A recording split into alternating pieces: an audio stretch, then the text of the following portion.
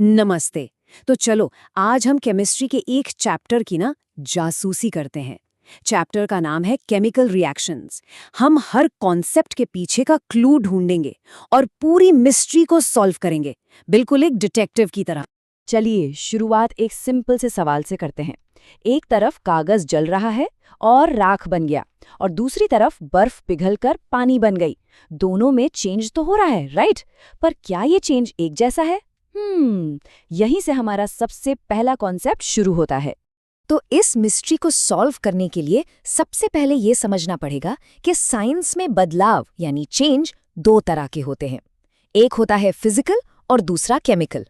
इनका डिफरेंस समझ आ गया ना, तो समझो आधा चैप्टर तो यहीं क्लियर हो गया। अच्छा, तो देखो, फिजिकल चेंज का मतलब है सिर्फ बाहरी लुक में बदलाव आना, जैसे आइस, वाटर या वाटर वेपर। हैं तो तीनों ही H2O, है ना? फॉर्मूला तो सेम है, कोई नई चीज नहीं बनी।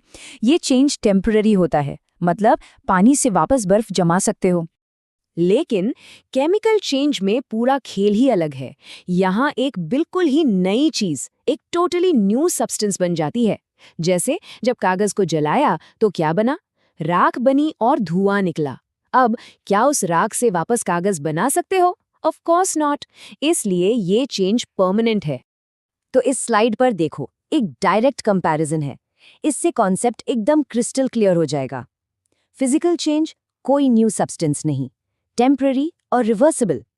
केमिकल चेंज न्यू सब्सटेंस बनती है, परमानेंट और इरिवर्सिबल।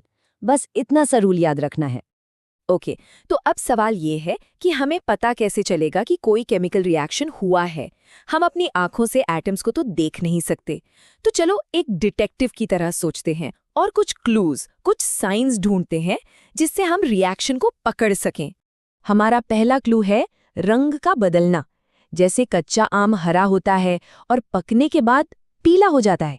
वो जो रंग बदला ना, वो एक्चुअली आम के अंदर हुए एक केमिकल रिएक्शन का ही साइन है। दूसरा क्लू है गैस का बनना। पानी में इनो डालते ही क्या होता है? तेजी से बबल्स निकलते हैं, राइट? वो बबल्स एक्चुअली एक गैस हैं, कार्बन डाइऑक्साइड। तो ये गैस का निकलना एक क्लियर साइन है कि वहां एक केमिकल रिएक्शन हो रहा है। तीसरा क्लू टेम्परेचर में बदलाव। कभी नोटिस किया है, जब डिटर्जेंट को पानी में घोलते हैं तो पानी हल्का सा गर्म हो जाता है। हाँ, कभी दो चीजें मिक्स करने पर कंटेनर या तो गर्म हो जाता है या एकदम ठंडा, मतलब वहां एनर्जी या तो रिलीज हो रही है या अब्सॉर्ब। और आखिरी इंपॉर्टेंट क्लू है प्रेसिपिटेट का बनना। अब ये प्रेसिपिटेट सुनने में थोड़ा डिफिकल्ट लग रहा होगा, पर इसका मतलब बहुत सिंपल है।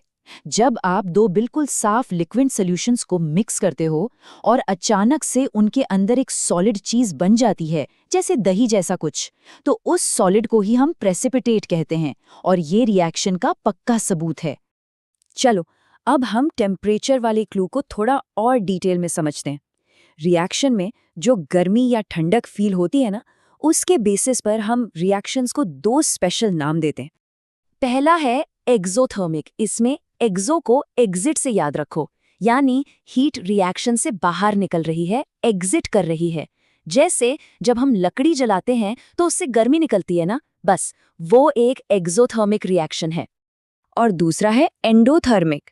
एंडो को एंटर से याद रखो, यहाँ हीट बाहर से सिस्टम के अंदर एंटर करती है, एब्जॉर्ब होती है, इसलिए आसपास ठंडक महसूस होती है। फोटोसिंथेसिस इसका सबसे अच्छा एग्जाम्पल है, जिसमें प्लांट्स सनलाइट की हीट एनर्जी को एब्जॉर्ब करते हैं।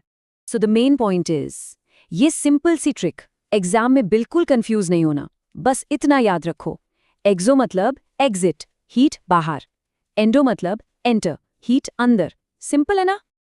अब हम रिएक्शंस के पैटर्न्स को समझेंगे। रट्टा बिल्कुल नहीं मारना है, ओके? बस पैटर्न पहचानना है कि रिएक्शन में हो क्या रहा है। चीजें जुड़ रही हैं, टूट रही हैं, या फिर अपनी जगह बदल रही हैं। देखो कितना सिंपल है। कॉम्बिनेशन रिएक्शन का मतलब ही है जोड़ना। जैसे दो दोस्त हैं ए और बी, उन्होंने हाथ मिलाया और एक टीम बन गए ए बी। और डीकम्पोजिशन ठीक इसका उल्टा है, मतलब तोड़ना। एक बड़ी चीज ए बी टूटकर दो छोटी चीजों ए और बी में अलग हो गई। अच्छा, अब आते हैं डिस्प्लेसमेंट पर। यहाँ का रूल है, जो ज्यादा पावरफुल है वो कमजोर वाले को उसकी जगह से हटा देगा। जैसे फुटबॉल टीम में एक स्ट्रॉन्ग प्लेयर ने किसी वीक प्लेयर को रिप्लेस कर दिया। और डबल डिस्प्लेसमेंट में यहाँ होती है अदला बदली, मतलब दोनों कंपाउंड्स अपने पार्टनर्स को एक्सचेंज कर लेते हैं, जैसे दो कपल्स डांस में पार्टनर स्वैप कर लेते हैं। तो अब सबसे बड़ा सवाल कि ये सारी केमिस्ट्री हमारी डेली लाइफ में आखिर काम कहाँ आती है, हम इसे पढ़ क्यों रहे हैं? इसके 2 बेस्ट एग्जाम्पल्स हैं जो हम रोज देखते हैं। पहला है करोजन, जिसे हम आम भाषा में कहते हैं जंग लगना।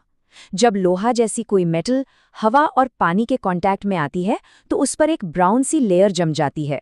ये कुछ नहीं बल्कि एक स्लो केमिकल रिएक्शन है जो मेटल को धीरे धीरे कमजोर कर रहा है।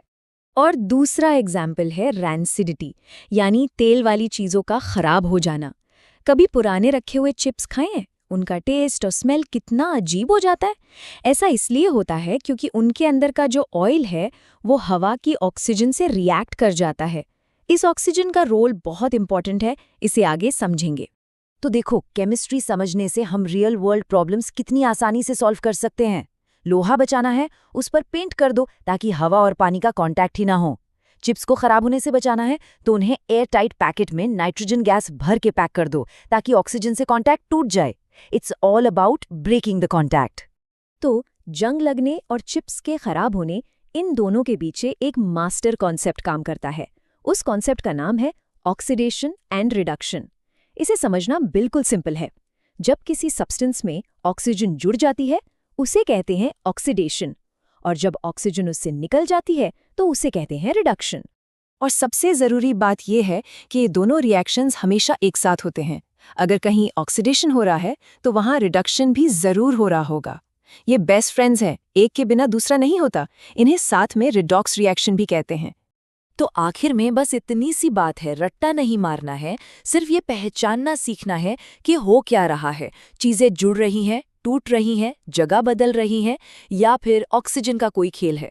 अगर आप ये पहचान सकते हो कि कौन सा रिएक्शन है और क्यों है, तो समझो आपने ये चैप्टर पूरी तरह से समझ लिया।